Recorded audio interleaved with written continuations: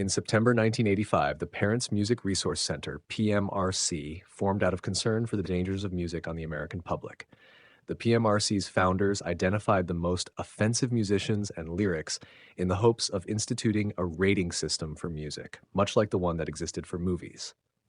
The music censorship interest group believed that the material presented in popular music was poisoning the minds of America's youth, and the music industry needed to clean up its act before children were corrupted by the evils of rock and roll. Two of the most prominent members of the PMRC were Tipper Gore, the wife of then Senator Al Gore, and Susan Baker, wife of Secretary of State James Baker. They were also part of a group of women known as the Washington Wives, and they had enough clout in D.C. to get a Senate hearing about regulating the music industry. The PMRC is the reason parental advisory stickers are still found on some albums today.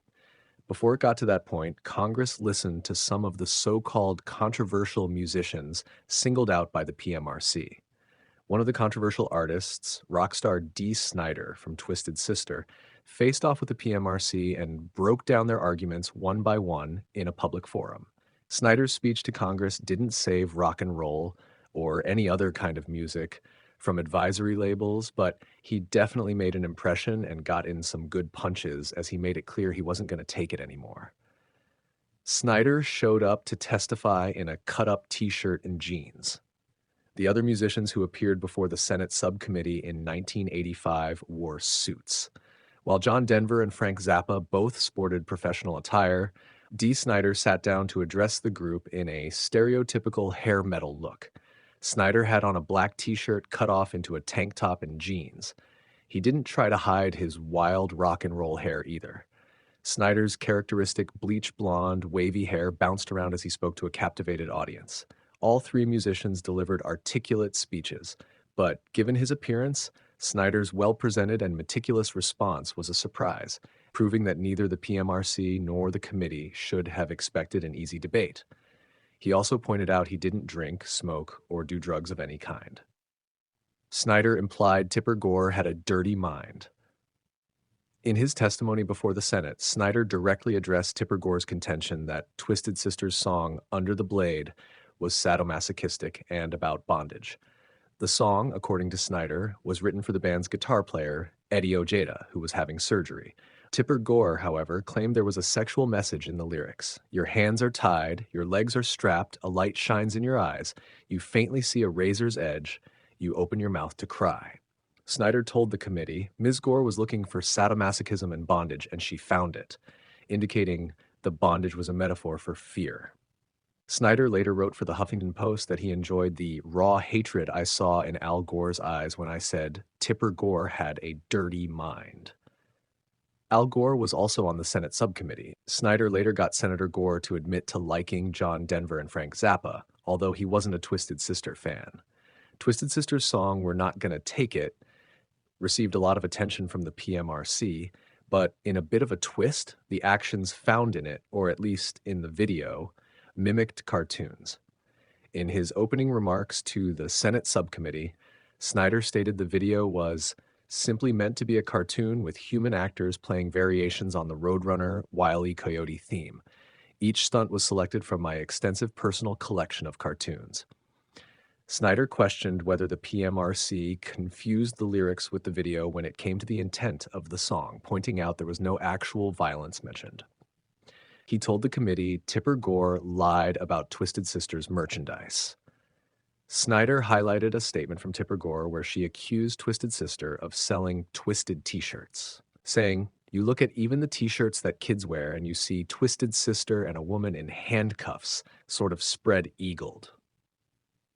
Snider called her accusation an outright lie in his testimony, telling the committee, Twisted Sister never sold a shirt of this type. We have always taken great pains to steer clear of sexism in our merchandise, records, stage show, and personal lives.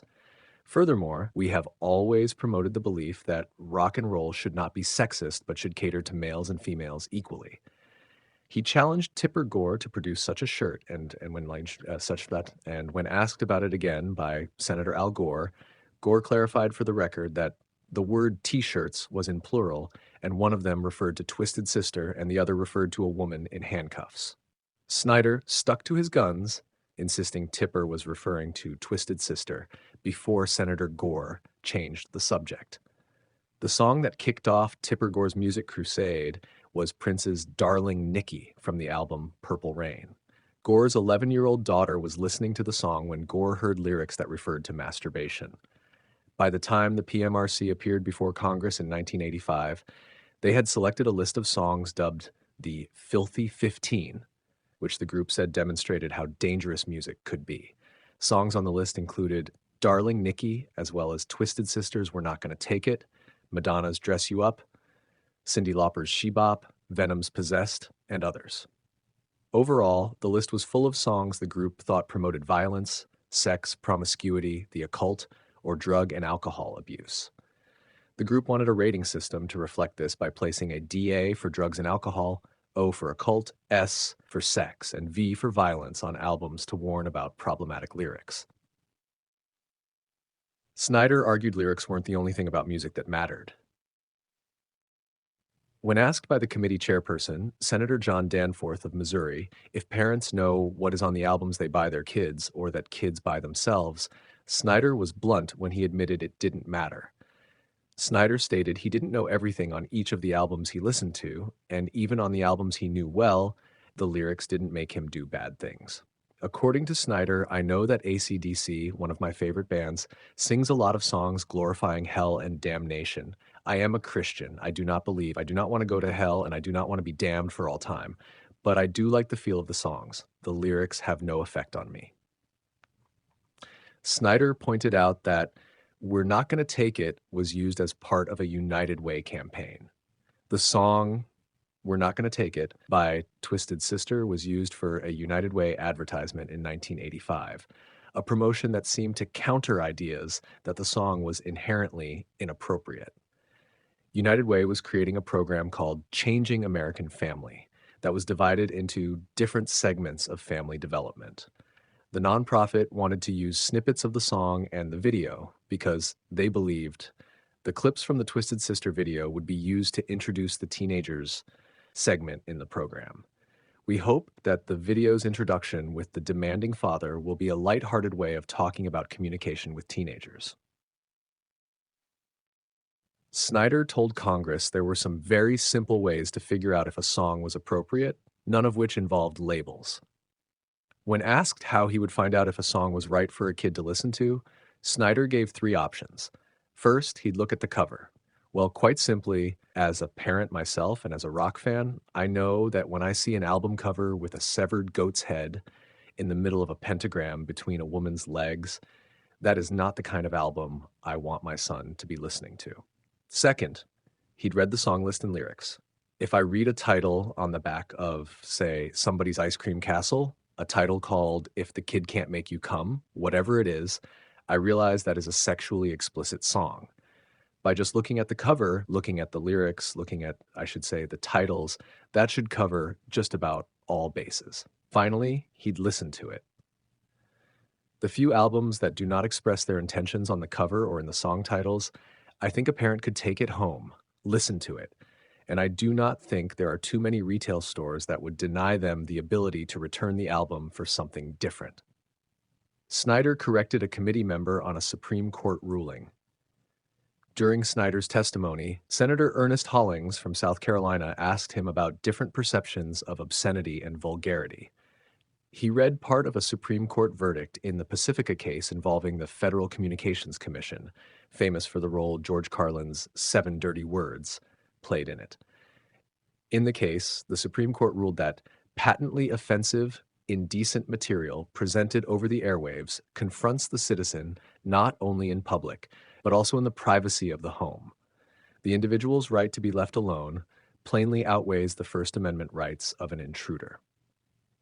Snyder wasn't fazed and pointed out that he was talking about the airwaves as opposed to a person going with their money to purchase an album to play in their room, in their home, on their own time. The airwaves are something different. Frank Zappa used a similar line of thought in his testimony, telling the committee people had a choice when it came to the music they brought into their homes. Zappa's dismissive and mocking tone in his testimony wasn't well received by Senator Slade Gorton of Washington State, who responded, "I found your statement to be boorish, incredibly and insensitively insulting to the people that were here previously, that you could manage to give the First Amendment of the Constitution of the United States a bad name. If I felt that you had the slightest understanding of it, which I do not. You do not have the slightest understanding of the difference between government action and private action, and you have certainly destroyed any case you might otherwise have had with this senator." D. Snyder wasn't the first choice to testify. D. Snyder later stated he wasn't the ideal candidate to testify in front of Congress. He knew it, and they knew it, which is why they originally wanted Mötley Crüe singer Vince Neil. Snyder thought this was because Vince is not very articulate. He actually is a lifestyler, so he probably would have been half in the bag going in there. They would have smacked him around because he's incapable of fighting at the level. As far as going and having an intellectual debate on something, he'd be pretty defenseless. Other music industry professionals, aside from Frank Zappa and John Denver, included the Recording Industry Association of America, RIAA, President Stanley Gordikov, and radio DJ Surfa Caldwell, who had been invited by Zappa to appear. Snyder made it clear that he worked hard and he shouldn't be punished for it. D. Snyder didn't hold back when it came to being honest with the committee. He told them he believed in his music and that he was an entertainer, just like actors and others. Snyder was out to have fun, not to corrupt his audiences. He thought rock bands had a bad reputation, but he also believed he wasn't part of the problem. He was working to fight sexism and other negative aspects of the music industry. Thank you for watching. Help the channel grow by liking, commenting, subscribing. Let me know if you'd like anything else.